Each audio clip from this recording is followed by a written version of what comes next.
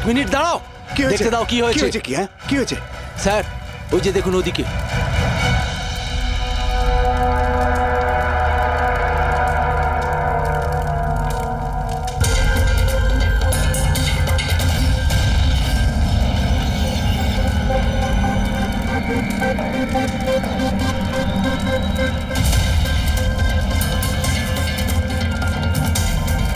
ওই দেখুন স্যার। তার মানে হলো যে ও হুমকিটা সত্যি, সেটা কোনো ইয়ার্কি নয়। কিন্তু এ কে? মনে হয় এ সুইসাইড বম্বার। সিআইডিকে ফোন করো।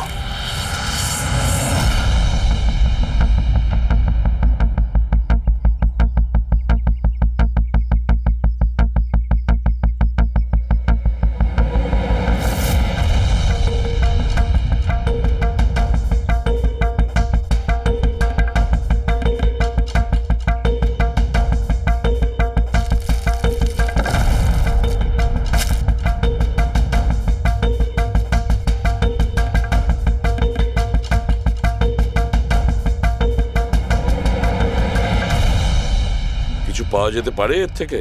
পাওয়ার মতো কিছু নেই বস, বডিতে। বডি ডিকম্পোজ হয়ে গেছে, পচে গেছে। তাহলে তো চেনা খুব মুশকিল। না, চেষ্টা করব। সবার আগে এই হাড়ের ওপর যে মাংস টুকরো আছে, টিস্যুত আছে, এগুলোকে সরিয়ে হাড়টাকে একদম পরিষ্কার করে দেখি। ঠিক আছে। আইডেন্টিফিকেশনের কোনো চান্স আছে? চেষ্টা করবো দা।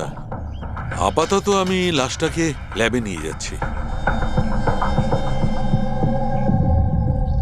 স্যার, সবাই খুব শকে আছে। কলেজের প্রিন্সিপাল বলছিল কিছুদিন আগে কলেজে হুমকি এসেছিল। হুমকি? Bomb threat sir. কেউ স্টাফ রুমের দেওয়ালে লিখে দিয়েছিল যে এই কলেজটা বন্ধ করো, না হলে এখানে ব্লাস্ট হবে। পুরো কলেজটাকে উড়িয়ে দেওয়ার হুমকি, আর এত ছোট একটা ব্লাস্ট। হয়তো ওর হুমকির একটা ছোট ডেমো। কিন্তু এটা কি ধরনের বোম? সাধারণত যেখানে ব্লাস্ট হয় সেখানে লোহার গুঁড়ো পাবে, কাঁচের গুঁড়ো পাবে, পেরেক পাবে, ধারালো সব জিনিস পাবে। তার কারণ হলো যতটা সম্ভব ক্ষতি করা। ফ্রেডি, একবার দেখাও তো।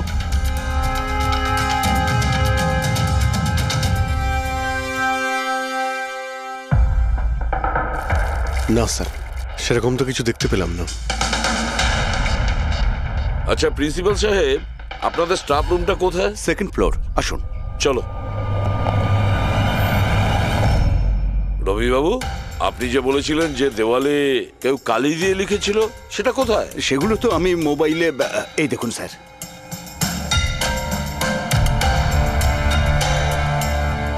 তো আপনারা তো তাড়াতাড়ি কি ছিল এই দেওয়ালটা রং করার? সমস্ত স্টাফেরা খুব ঘাবড়ে গিয়েছিল, সবাই চিন্তা করছিল, আর কলেজের পরিবেশ খারাপ হচ্ছিল। তারপর এক্সামিনের সময় এসে গেছিল, সেই জন্যই আমি মুছে দিয়েছি। কিন্তু এই পেনটা কে করেছে? ওই তো আমাদের রাম আদর্শ, আমাদের কলেজের কন্ট্রাক্টর, ওই করেছে রং। আমি ভাবলাম যে যদি এই লেখাগুলো মুছে দিই, সবাই কাজে মন দিতে পারবে। আপনি যখন এই হুমকির কথা জানলেন তখন পুলিশে গিয়ে কমপ্লেন করেননি কেন? স্যার, করেছিলাম, পুলিশ এসেও ছিল। ওনারা অনেক জিজ্ঞাসাবাদ করলেন, তারপর ওনারা বলে দিলেন হয়তো কেউ এটা দুষ্টুমি করেছে, তারপর চলে গেলেন। আপনাদের কলেজের করিডোরে সিসিটিভি ক্যামেরা লাগানো আছে না? তো চলুন আমরা গিয়ে দেখি ভিডিও ফুটেজটা, জানা যাবে কে এসেছিল ভেতরে। আমরা ফুটেজ দেখেছি স্যার। কি দেখেছেন? যত লোক বাইরে থেকে ভেতরে এসেছিল আর গিয়েছিল, তারা হয় প্রফেসর বা স্টাফেরা, বাইরের তো কোনো লোকই আসেনি। কারণ যদি হুমকি দেওয়ারই হয় তো সে স্টাফ রুমে কেন লিখতে যাবে? আপনার রুমেও লিখতে পারতো, বা কলেজের যে মেন গেট রয়েছে সেখানেও সে লিখতে পারতো। এখানেই কেন লিখলো? দেখুন রবিবাবু, কেউ না কেউ তো ভেতরে এসেছিল।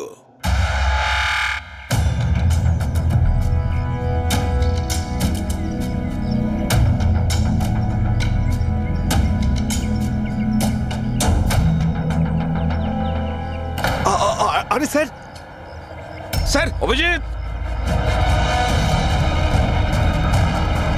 অভিজিৎ, কি করছো তুমি?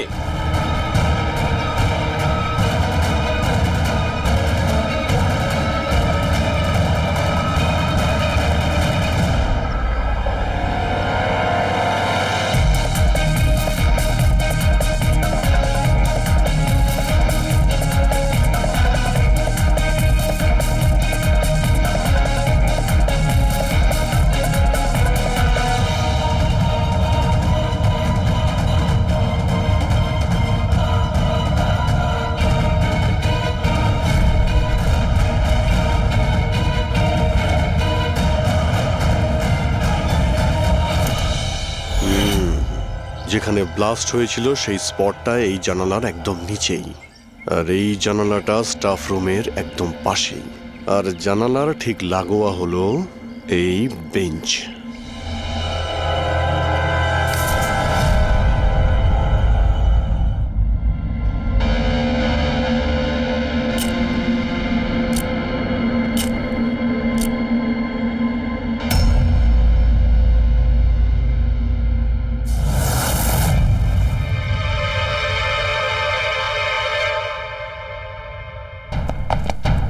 স্যার, ক্লাসরুমে যদি ঢুকতেই হতো ওই দরজাটা দিয়ে ঢুকতেন।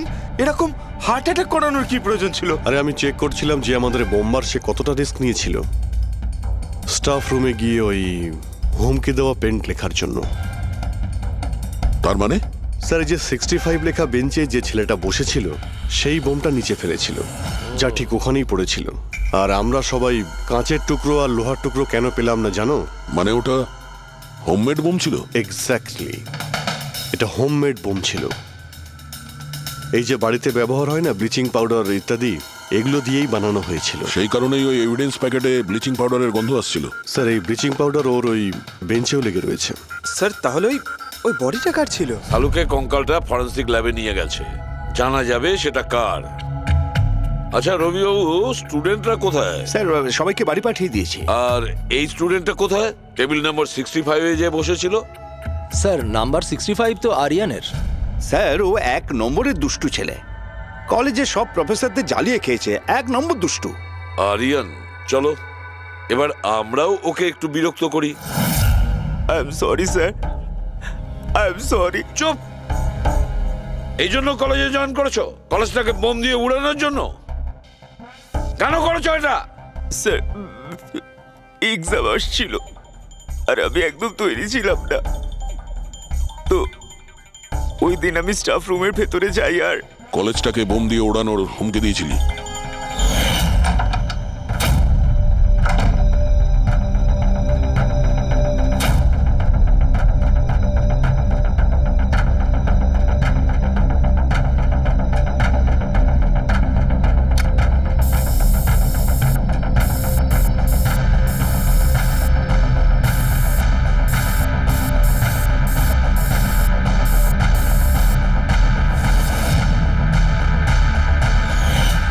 আমি ভেবেছিলাম যে এতে কলেজ ম্যানেজমেন্ট ভয় পেয়ে যাবে আর এক্সামকে পোস্টপোন করে দেবে, যাতে আমি আরেকটু সময় পেয়ে যাই তৈরি হতে। আচ্ছা, এইসব বোম টোম বানানো তুমি কোথা থেকে শিখেছো? স্যার, ইন্টারনেট থেকে শিখেছি, ওখানেই সব ইনফরমেশন পাওয়া যায়। স্যার, ওখান থেকে যে কেউ বোম বানানো শিখতে পারে। আমিও তাই করেছিলাম। আর এক্সামের দিন ক্লাসরুমে আমি এক্সাম শুরু হওয়ার আগে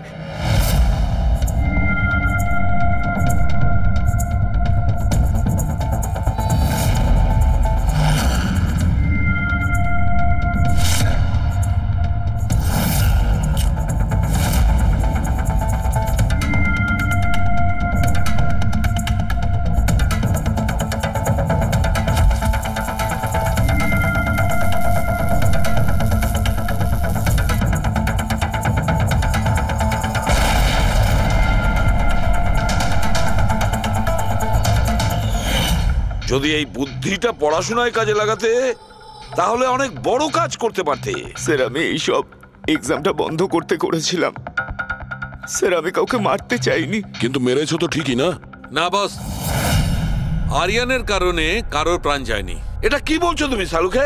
বোম ব্লাস্ট করেছে ও কলেজে? হ্যাঁ বস, বম ব্লাস্ট করেছে। আর ওই বম ব্লাস্টের কারণে একটা মার্ডার কেস আমাদের সামনে এসে হাজির হয়েছে। বোম ব্লাস্ট করেছে ও কলেজে? হ্যাঁ বস, বম ব্লাস্ট করেছে। আর ওই বম ব্লাস্টের কারণে একটা মার্ডার কেস আমাদের সামনে এসে হাজির হয়েছে। বস, যেখানে আমরা ওই ব্লাস্ট সাইটের পাশে কঙ্কাল পেয়েছিলাম, ওই কঙ্কালটা আসলে 22 থেকে 24 বছর বয়সের একটা ছেলের লাশ, যার মৃত্যু আজ থেকে 2 বছর আগে হয়েছিল। কি?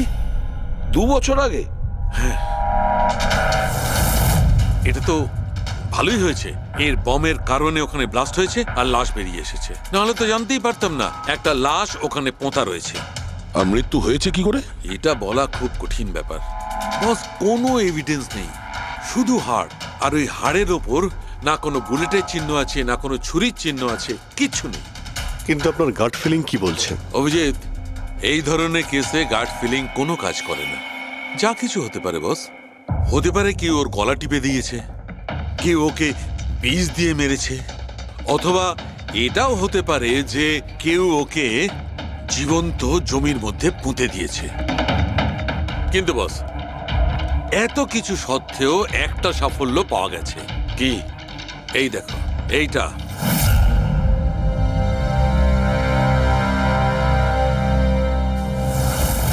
এই সেই ছেলেটা? হ্যাঁ স্যার, এই কলেজে প্রিন্সিপাল হবার আগে আমি কেমিস্ট্রি টিচার ছিলাম। সব ছাত্রছাত্রীদেরই আমি পোক করতাম যাতে কেমিস্ট্রিতে তাদের রুচি আসে, কিন্তু একে কখনো আমায় পোক করতে হয়নি, কারণ প্রথম থেকেই এর কেমিস্ট্রির প্রতি নজর ছিল। খুব ব্রিলিয়েন্ট ছিল স্যার। আর্থ ন্যাশনাল কেমিস্ট্রি অলিম্পিয়াড অ্যাওয়ার্ড 2015, 2 বছর আগে। আগে হ্যাঁ, আমরা এই অ্যাওয়ার্ড পেয়েছিলাম। আর শালুকের কথা অনুযায়ী ওর মৃত্যু 2 বছর আগে হয়েছিল। আপনাকে কেউ কিছু বলেনি যে ও চলে গেছে, ও নিখোঁজ হয়ে গেছে? পুলিশের রিপোর্ট তো নিশ্চয়ই করেছে। না স্যার, আমাকে কেউ কিন্তু বলেনি। কে যেন বলেছিল এর আর ওর বাবার মধ্যে কোনো বনিবনা ছিল না, তাই বাড়ি ছেড়ে চলে আসে।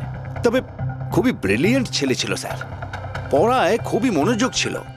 আরে আমাদের কলেজের কেমিস্ট্রি ল্যাবে অ্যাসিস্ট্যান্টের কাজও করতো, আর তাতে যা টাকা পেত সেগুলো খরচ করতো না, সবই সঞ্চয় করতো। কোনো বিশেষ জিনিসের জন্য ও টাকা জমাতো? ও বলতো যে আমি কোনো এনজিওর সাথে মিলে দুস্থ মানুষদের সাহায্য করব। হ্যালো স্যার, মাইসেলফ প্রণব, কলেজের চেয়ারম্যান আর লোকাল কর্পোরেটর। ইন্সপেক্টর, আমি এসব কি শুনছি যে এই যে ব্লাস্ট হয়েছে সেটা সুইসাইড বম্বারের কাজ? না, কোনো সুইসাইড বোম অ্যাটাক হয়নি, বরং একটা খুন হয়েছে। খুন? আগে হ্যাঁ, আর সেই খুনটা 2 বছর আগে হয়েছিল। আপনারই এক স্টুডেন্ট ছিল আর্থ, ওকেই খুন করা হয়েছিল। গড। ইন্সপেক্টর প্লিজ, আমাদের স্টুডেন্টের ওপর এর একটা খারাপ প্রভাব পড়ছে, আর আমি কলেজটা খুব তাড়াতাড়ি আবার খুলতে চাই। So please I request you, এই কেসটা যত তাড়াতাড়ি সম্ভব সলভ করুন। আমরাও এটাই চাই। Thank you. অ্যান্ড ইয়েস, আপনাদের কোনো রকমের কোনো সাহায্যের প্রয়োজন হলে একটুও দ্বিধাবোধ করবেন না, আমি যা করতে পারি করব। আপাতত শুধু ওর বাড়ির ঠিকানাটা দিলেই হবে। স্যার, আমার মনে হয়েছিল ও আমার উপর রেগে আছে, আমার উপরে অভিমান করেছে। হয়তো রাগ কমে গেলে নিজের থেকেই বাড়ি ফিরে আসবে, কিন্তু কি করে জানো যে ও? কিন্তু আমরা শুনেছি যে আপনাদের মধ্যে সবসময় নাকি কোনো না কোনো ঝামেলা হতো। হ্যাঁ স্যার, এখন রিয়েলাইজ করতে পারছি যে বেশিরভাগ ভুল আমিই করেছিলাম। আমি নিজেকে একজন ভালো বাবা করে তুলতে পারিনি। ও ঘর ছেড়ে কবে গেছিল আপনার মনে আছে? 12ই আগস্ট 2015।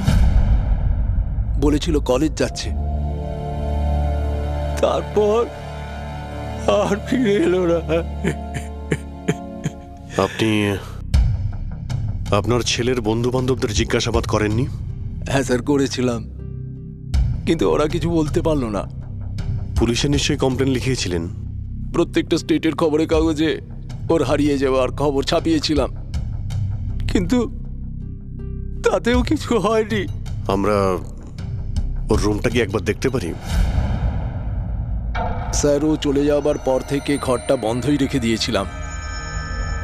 যদি আপনারা মনে করেন যে এখান থেকে কিছু নিলে ওর খুনিকে ধরা সম্ভব হবে, তাহলে প্লিজ আপনারা নিতে পারেন। এসব কেমিস্ট্রির বই, আমরা তো কিছু বুঝতেই পারবো না এর। ডক্টর সালুকে স্যারকে পাঠিয়ে দিই, যদি উনি কিছু বলতে পারেন। আচ্ছা, এই যে ফটোগ্রাফটা আছে এইখানে, কলেজের প্রিন্সিপাল স্যারের সঙ্গে যে 4 জন আছে এইখানে, এদের সবাইকে চেনেন আপনি? হ্যাঁ, এরা ওর ছোটবেলাকার বন্ধু তুষার, লোকেশ, বীর, খুশি, ওরা সব কলেজে একসাথেই পড়তো আর খুব ভালো বন্ধু ছিল। আচ্ছা, এদের সঙ্গে একবার দেখা করি। এদের অ্যাড্রেস দিন তো আমায়। হ্যাঁ,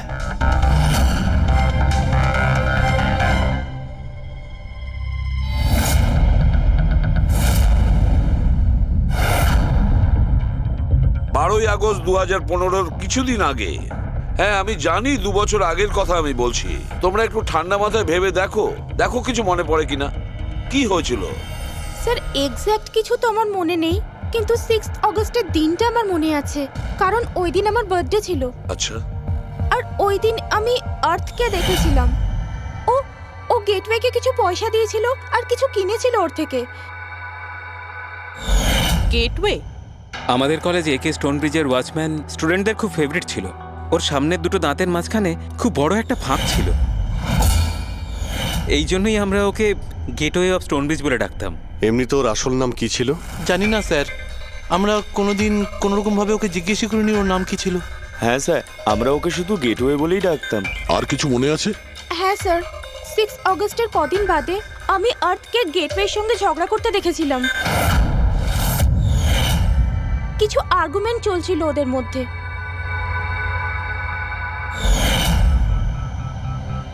ঠিক আছে, তোমরা যেতে পারো, যদি দরকার পড়ে তোমাদের আবার ডাকবো।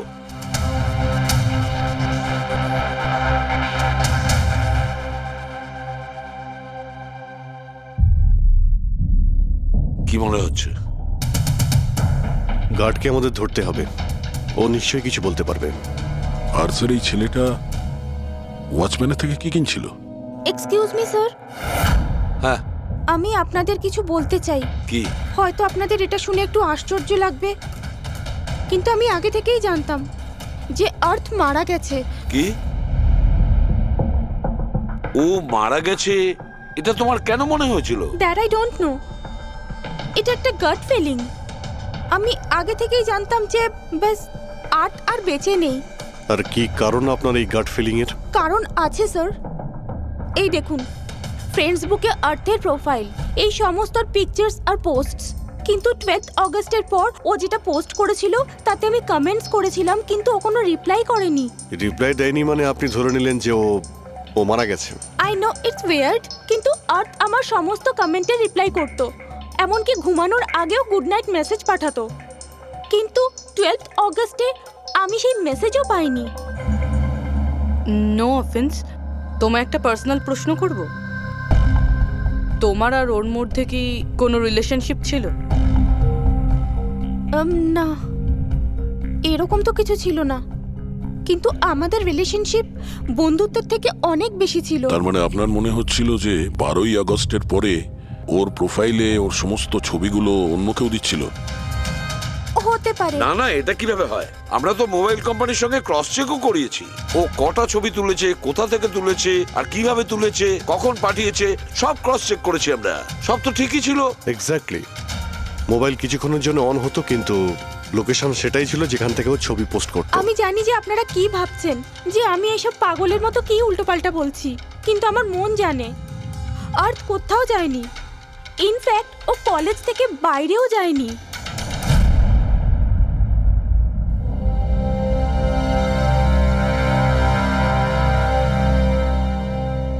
স্যার। হ্যাঁ স্যার, এটা দেখুন, খুশি ঠিক বলছিল, আর্থ কোথাও যায়নি। এটা কি করে সম্ভব? স্যার, আমি সব ছবির রিভার্স ইমেজ চেক করেছি। রিভার্স ইমেজ মানে যা থেকে তার ডিটেলসটা পাওয়া যায়? হ্যাঁ স্যার, যদি ধরুন কোনো ছবি আমরা ইন্টারনেটে আপলোড করি, তাহলে সেই ছবির সব ডিটেলস আমরা পেয়ে যাব। কটার সময় তোলা হয়েছিল, কোথায় তোলা হয়েছিল, সব। আর যদি ওই ছবি কেউ কোনো এডিট করতে চায় বা ট্যাম্পারিং করতে চায়, তাহলে আমরা অরিজিনাল ফটোটাও কি আছে সেটা বুঝে যাব। আর স্যার, আর্ট 12ই আগস্টের পর থেকে যতগুলো ছবি আপলোড করেছিল, আমি সেগুলোর রিভার্স ইমেজ চেক করেছি। এই দেখুন স্যার, কি পেয়েছি।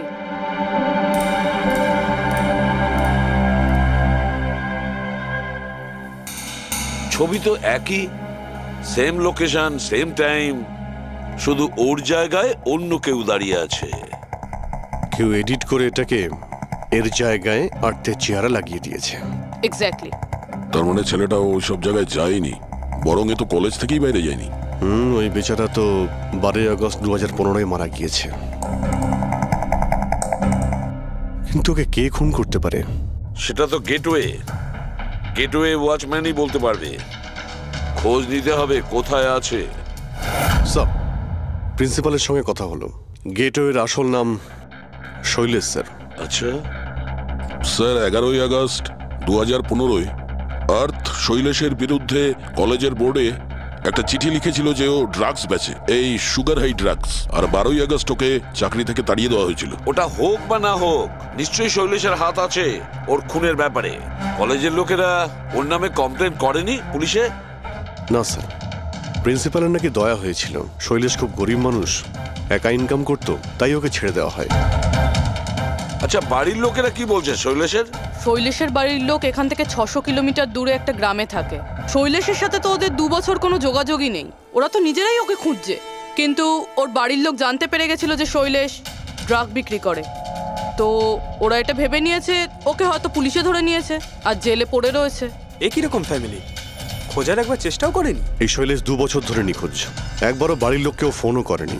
চাকরি থেকে তাড়িয়ে দিয়েছিল আর 2 বছর ধরে বাড়ি যায়নি, তাহলে গেল কোথায়? দয়া, আমি জানি শৈলেশ কোথায় আছে।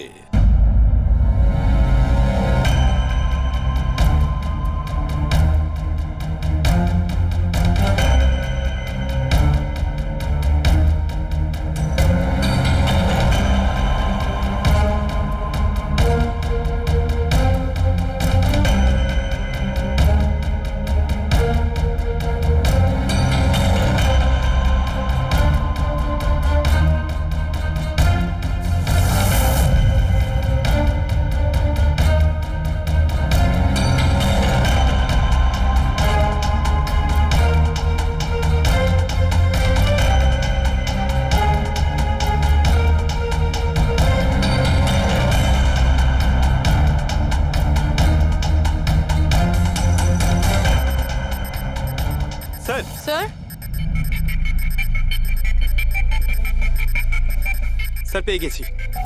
এই দেখুন।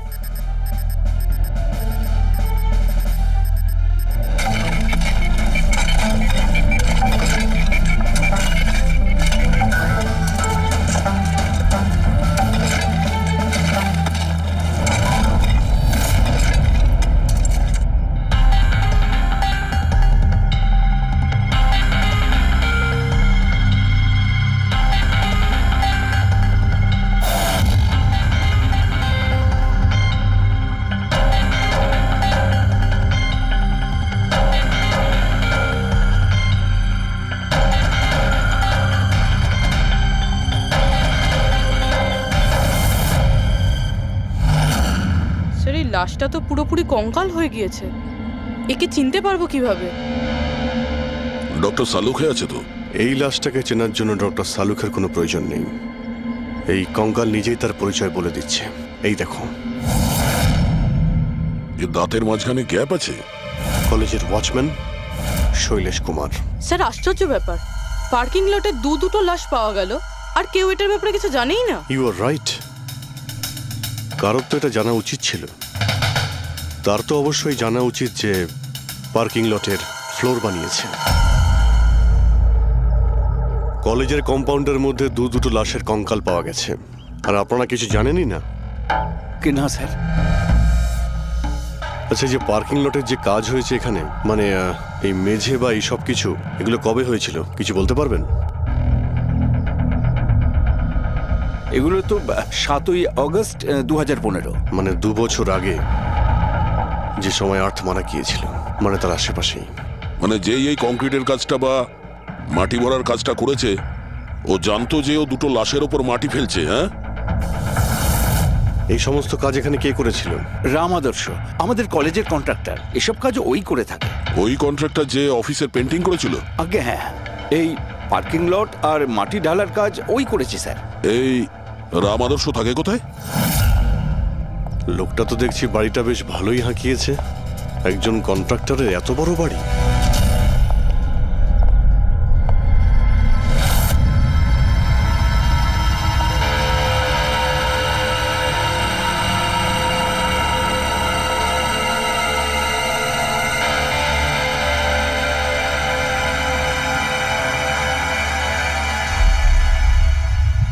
আচ্ছা দাদা, এটা কি করে হলো? কি আর বলবো বাবা, আমার তো আর জীবনের প্রতি মায়া দয়াই নেই। দেখো না, কালকেই কত হাসি ঠাট্টা করছিল আদার, আর কালকেই হঠাৎ একটা অ্যাক্সিডেন্টে প্রাণ চলে গেল। অ্যাক্সিডেন্ট? অ্যাক্সিডেন্ট? আগে আর্থ আর শৈলেশ মরেছিল, এখন এই রাম আদর্শ। একমাত্র এই ছিল যে এই কেসের শেষ সাক্ষী। এটা কারো প্ল্যান মনে হচ্ছে বস। আর এটা তো কোনো কাকতালীয় হতে পারে না। মনে হচ্ছে কেউ জেনে গেছে যে আমরা এই কেসটাকে ইনভেস্টিগেট করছি, নিজের জীবন বাঁচানোর জন্য রাম আদর্শকে মেরে দিল। আমার তো মনে হয় এই কলেজেরই কেউ হবে। সে কে এটা জানতে কলেজের হিস্ট্রি ঘাঁটতেই হবে। স্যার, স্টোনব্রিজ কলেজের ফিনান্সিয়াল হিস্ট্রি একদম ক্লিন। টাকা বা ডোনেশনের ক্ষেত্রে কোনো ঘাপলা নেই। স্যার এই আর্টিকেলটা পেয়েছি। 3 আগস্ট 2015-তে একে স্টোনব্রিজ কলেজের কেমিস্ট্রি ল্যাবে স্টুডেন্টদের ওপর একটা আজব সাইড এফেক্ট হয়েছিল। সবাই অজ্ঞান হয়ে গিয়েছিল। মনে হয় কোনো কেমিক্যাল রিয়াকশন ছিল। এটা কি ধরনের কেমিক্যাল? স্যার ওটা তো অথরিটিসও জানতে পারেনি। সবাই এটাই মেনে নিয়েছিল যে কোনো একটা স্টুডেন্ট হয়তো দুটো কেমিক্যালকে একসাথে মিলিয়ে ফেলেছিল। কেমিক্যাল রিঅ্যাকশনের এত স্ট্রং এফেক্ট যে সেটা পুরো ল্যাবে ছড়িয়ে পড়ে। হতে পারে অভিজিৎ, কিছু কিছু কেমিক্যালের খুব স্ট্রং রিয়াকশন হয়, যেমন হচ্ছে নেনথানাইট। বস, আমি ওর কেমিক্যাল জার্নাল দেখেছি, ওখানে একটা অদ্ভুত জিনিস দেখেছিলাম। 10 আগস্ট 2015-তে ওর কেমিক্যাল জার্নালে একটা বিশেষ কথা লিখেছিল। কি? আর্থ কেমিক্যাল ল্যাবে সুগার হাই ড্রাগের টেস্টিং করে ওর কেমিক্যাল ফর্মুলা বের করে লিখেছিল সুগার হাই, যাকে কেমিক্যাল ভাষাতে নেনথানাইনও বলে। এটা একটা বিশেষ ধরনের ড্রাগ যেটা একটা অদ্ভুত নেশা সৃষ্টি করে। কিন্তু এই আর্থ সুগার হাইয়ের টেস্টিং করছিল কেন? 1 মিনিট, এগুলো আমরা নোট করি। 3 আগস্ট 2015 স্টোনব্রিজ কলেজের স্টুডেন্টরা অজ্ঞান হয়ে গিয়েছিল। 6 আগস্ট 6 তারিখ খুশি আর্থকে শৈলেশের সঙ্গে সুগার হাই ড্রাগ কিনতে দেখে ফেলেছে। 7 আগস্ট কলেজের পার্কিং লট তৈরি হয়, কনস্ট্রাকশন শুরু হয়। 10 আগস্ট আর্থ সুগার হাই কেমিস্ট্রি ল্যাবরেটরিতে টেস্ট করে। 11 আগস্ট আর্থ কলেজ বোর্ডকে জানিয়েছিল শৈলেশ কলেজে ড্রাগস বিক্রি করে।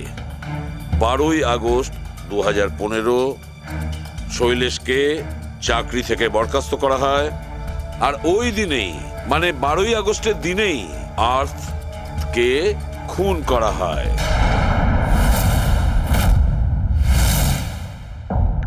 হয়ে গেছে? কি বুঝতে পারলে? স্যার, এতে পুরো গল্পটাই বোঝা যাচ্ছে। এমন কেউ ছিল যে কেমিস্ট্রি ল্যাবেই সুগার হাই ড্রাগস বানাতো। তোমার এরকম কেন মনে হচ্ছে? তাহলে আন্দাজে বলছি না, কনফার্ম কলেজের মধ্যে কেউ তো একজন ছিল যে সুগার হাই ড্রাগস বানাতো। আর সেটাও রাতে, যখন কেউ থাকতো না। আর তার সঙ্গ দিচ্ছিল কলেজের ওয়াচম্যান শৈলেশ। আর সেই ড্রাগসই শৈলেশ কলেজের স্টুডেন্টদের বেচতো। সেই কারণে 3 তারিখে স্টুডেন্টস ল্যাবে অজ্ঞান হয়ে গেছিল স্যার। তার আগের রাতে ড্রাগস বানানোর পরে ওরা ওই জিনিসপত্রগুলো ঠিকমতো পরিষ্কার করেনি, সেই কারণেই হয়তো একটা স্ট্রং কেমিক্যাল রিয়াকশন হয়েছিল। এবারে বুঝতে পেরেছো? সেটা তো বুঝলাম, কিন্তু ভাই আমাকে একটা কথা বলো, আর্থের সন্দেহ কেন হয়েছিল? কারণ স্যার ও ল্যাবে অ্যাসিস্ট্যান্টের কাজ করত। ও হয়তো দেখেছে স্টোর রুম থেকে কেমিক্যাল আর জিনিসপত্র সরে যাচ্ছে, তখন ওর সন্দেহ হয়। আর যখন এই কেমিক্যাল রিয়াকশনটা হলো, আর তখন ওর বিশ্বাস হয়ে গেল কেউ ল্যাবের ব্যবহার করছে ড্রাগ বানানোর জন্য।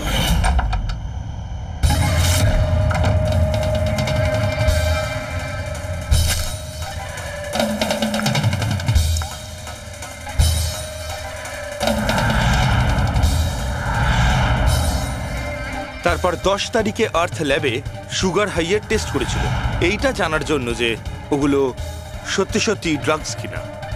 তারপর টেস্টের পরে টেস্টের সমস্ত ডিটেল ও একটা রিপোর্টে লিখে নিল। যখন ওর জানতে পারলো যে এই সুগার হাই একটা ড্রাগস, তখন ও কলেজ বোর্ডকে একটা চিঠি লিখেছিল। যখন এই কথা ওই ড্রাগ বানানো লোকেরা জানতে পারলো, তখন ওরা ভয় পেয়ে গেছিল কে এই আর্থ ওদের কাছে পৌঁছে যাবে, সেই কারণে আর্থকে মেরে দিয়েছিল। তারপরে স্যার শৈলেশকে মারে। যাতে ওর কোনো উইটনেসই না বেঁচে থাকে। কিন্তু স্যার এরকমটা কে করতে পারে? যে কেউ হতে পারে, যার কেমিস্ট্রির ওপর খুব ভালো দখল আছে আর যে সবসময় ল্যাবে যাতায়াত করতো। স্যার ওই কলেজের প্রিন্সিপাল, উনি তো শৈলেশকেও পুলিশের কাছে দেননি। কেমিস্ট্রির নলেজ তো লোকেশ, তুষার আর বীরেরও রয়েছে। হায়ার স্টাডির জন্য ওরা বড় বড় ইনস্টিটিউটেও গিয়েছিল, তাও সেটা স্টুডেন্ট লোন বা স্কলারশিপ ছাড়া। এত টাকা পেলো কোথা থেকে ওরা? স্যার হতে পারে তার মা বাবা দিয়েছে, বা এমনও হতে পারে কোনো বেআইনি কাজ করেছে টাকার জন্য। যে কেউ হতে পারে, এদের মধ্যে কেউ বা বাইরের কেউ, কাউকে ভরসা করা যায় না। একটা কথা, এই আপনাদের এই খুশির ওপর ভরসা আছে স্যার?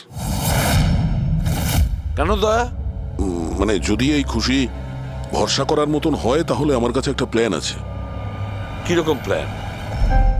আর্থ, শৈলেশ আর রাম আদর্শ তিনজনেই মারা গেছে, আর তোমার ষড়যন্ত্র আমি সব জানি। আর যদি তুমি চাও যে এটা গোপন থাকুক, তাহলে আজকে কলেজের পার্কিং লটে 1 কোটি টাকা নিয়ে চলে এসো। এই মেল পড়ে খুনি খুব ঘাবড়ে যাবে, এটা মনে করে যে কেউ তো আছে যে ওর আসল ব্যাপারটা জানে। স্যার আই এম শিওর আজ রাতে ও নিশ্চয়ই আসবে। আর উইটনেসকে মারার চেষ্টাও করবে। তাই তো আমি বলছি স্যার, এসব কিছুর জন্য খুশির জীবনের রিস্ক নেওয়া কি ঠিক হবে? যদি অচেনা কাউকে দেখে খুনি ওখানে না আসে। আর আমাদের এমন কাউকে চাই যে ওই কলেজেই পড়ে, আর যাকে দেখে ওর মনে হয় যে হ্যাঁ এ হয়তো ওর আসল ব্যাপারটা জানে। খুশি, তুমি একদম ভয় পাবে না, আমাদের টিম ওখানে থাকবে। ওকে, কিচ্ছু হবে না তোমার। এটা জিপিএস মাইক্রোচিপ, তুমি এটা তোমার কাছে রাখবে, আমরা তোমাকে ট্র্যাক করতে থাকবো।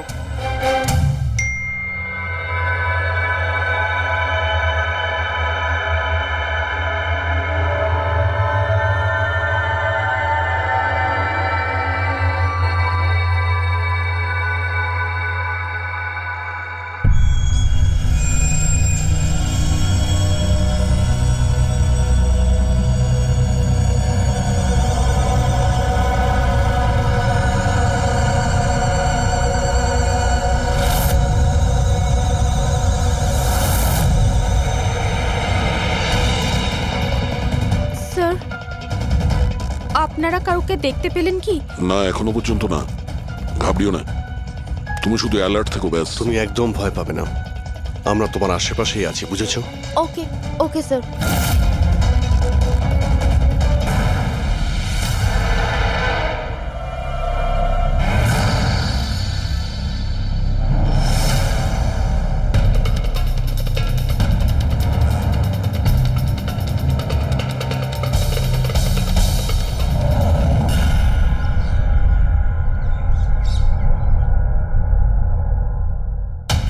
স্যার খুনি মেল পড়েও আসেনি?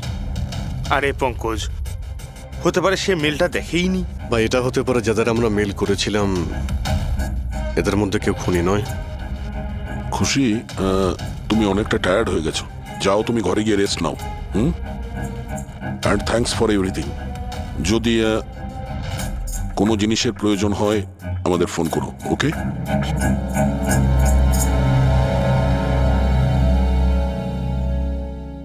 ভাই এরকম হতেই পারে না যে ওরা মেল পাওয়ার পরে ওখানে চেক করতে আসবে না। রবি, লোকেশনটা ভালো করে চেক করো, যেখানে খুশি ছিল তার আশপাশে আর কে কে ছিল। এই রাম আদর্শের ডিটেলসও চেক করতে হবে, এত বড় লোক কি করে হলো। খুনিকে ব্ল্যাকমেল করছে হয়তো। ব্ল্যাকমেল যদি করেই থাকে তো ওর টাকা কোথা থেকে আসতো? ফ্রেডি, ওর অ্যাকাউন্টটা ভালো করে চেক করো, দেখো ওর কাছে টাকা কোথা থেকে আসতো। স্যার পেয়ে গেছি, কাল রাতে তুষার, লোকেশ আর বীরের লোকেশন কলেজের আশেপাশেই ছিল। মানে এরা তিনজন মিলে ড্রাগস বানাচ্ছিল? এদের সবার ডিটেলসটা বের করো পঙ্কজ। কিন্তু স্যার এরা যদি ওখানেই থেকে থাকে তাহলে পার্কিং লটে এলো না কেন? দেখতে এসেছিল হয়তো যে ওদের ব্ল্যাকমেল কে করছে।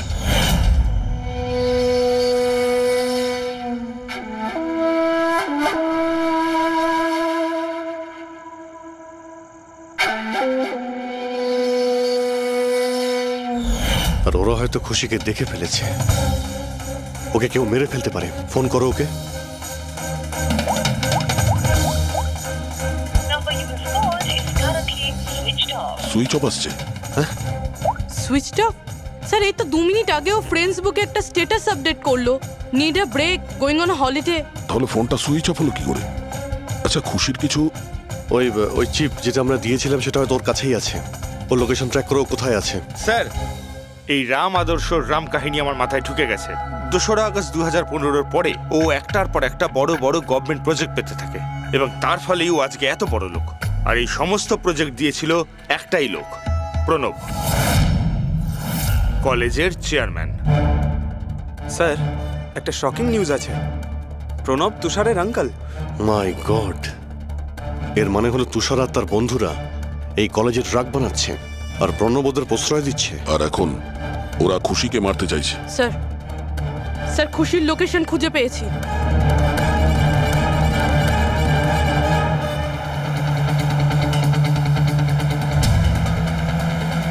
খুশি এখন কোথায় আছে? স্যার কোনো একটা আন্ডার কনস্ট্রাকশন সাইটে গিয়ে আটকে গেছে।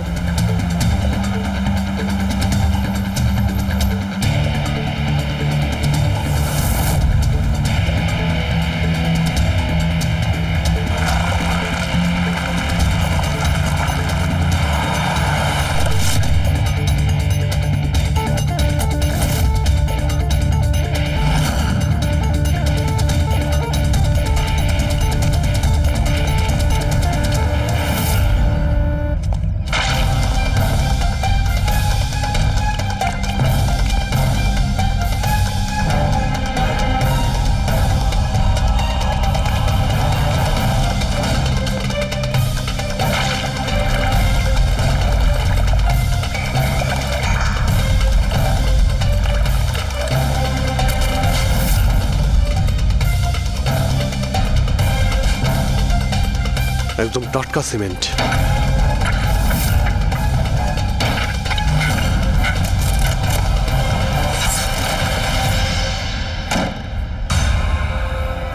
খুশি?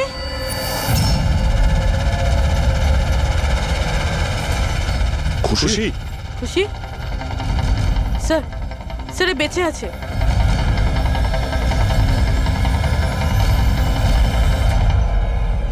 খুশি?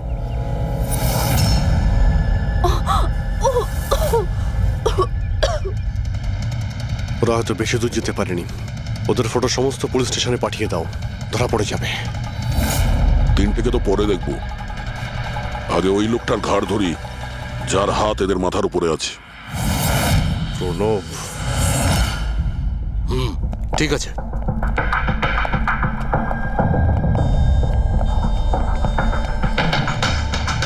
আপনারা? আগে হ্যাঁ, ওই দিন তো আপনিই বলেছিলেন যদি কোনোদিন কোনো প্রবলেম হয় আপনার কাছে চলে আসতে। হ্যাঁ, অফকোর্স আই রিমেম্বার। প্লিজ আমাকে বলুন আপনাদের কিভাবে সাহায্য করতে পারি। না ঠিক আছে, আমরা এখানে কিছু জিজ্ঞাসা করতে আসিনি, একটা ব্যাড নিউজ দিতে এসেছি। Bad news? আগে হ্যাঁ, ওই মেয়েটা আছে না খুশি, ও বেঁচে গেছে। খুশি? কে খুশি? চিনি না আমি। কি বলছেন আপনি? আপনি এত নার্ভাস হচ্ছেন কেন? আপনার শরীর ঠিক আছে তো? কিছু ওষুধ টষুধ খাবেন নাকি? নাকি আপনার স্মৃতিশক্তি ঠিক করার জন্য আপনাকে কোন ওষুধ খাওয়াতে হবে? বস, কাজ হয়ে গেছে। স্যার ওই মেয়েটাকে তো আমরা পুঁতে দিয়েছ। যেভাবে আর তার শৈলেশকে পুঁতে দিয়েছিলে,